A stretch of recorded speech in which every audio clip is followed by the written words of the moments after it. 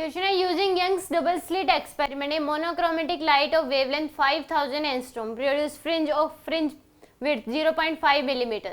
If another monochromatic light of wavelength 6000 angstrom is used and separation between the slit is double, then the new fringe width is. तो यहाँ पे wavelength कितना है आपके पास 5000 angstrom, fringe width 0.5 millimeter. If the another monochromatic light of wavelength this is separation between the slit is double, then the new fringe width is. तो यानी कि इनके बीच का गैप तो d मान लो वो तो सेम है, इनिशियली जो था फाइनली भी b है, और स्मॉल d की वैल्यू पहले d थी, अब कितनी कर दी 2d के बराबर. वेवलेंथ पहले है 5000 एंगस्ट्रॉम, अब कितनी कर दी 6000 एंगस्ट्रॉम के बराबर कर दी. पहले बीटा की वैल्यू फ्रिंज विड्थ है 0.5 मिलीमीटर.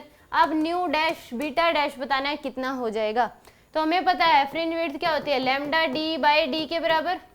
ये होती है आपके पास इसकी वैल्यू, लेमडा की वैल्यू है 5000 एंगस्ट्रॉम इनटू में d डिवाइड बाय में कैप स्मॉल d की वैल्यू d इक्वल टू क्या हो जाएगा आपके पास ये 0.5 मिलीमीटर के बराबर. एक इक्वेशन तो ये होगी. तो यहाँ से d बाई डी की वैल्यू निकाल लो, ये आ जाएगी 0.5 डिवाइड बाई 5000. ये आ गया आपके पास. अब सेकंड बीटा डैश तो आ जाएगी लेमडा की वैल्यू कितनी है 6000 एंगस्ट्रॉम इनटू में d की वैल्यू d बाय और स्मॉल d की वैल्यू कर दी 2d के बराबर. तो 6000 डिवाइड बाय 2 इंटू में इसकी वैल्यू ये आपके पास 0.5 डिवाइड बाय 5000 एंगस्ट्रॉम. तो इससे कैंसिल हो गया, ये आ जाएगा 3. तो बीटा डैश की वैल्यू आ गई आपके पास 1.5,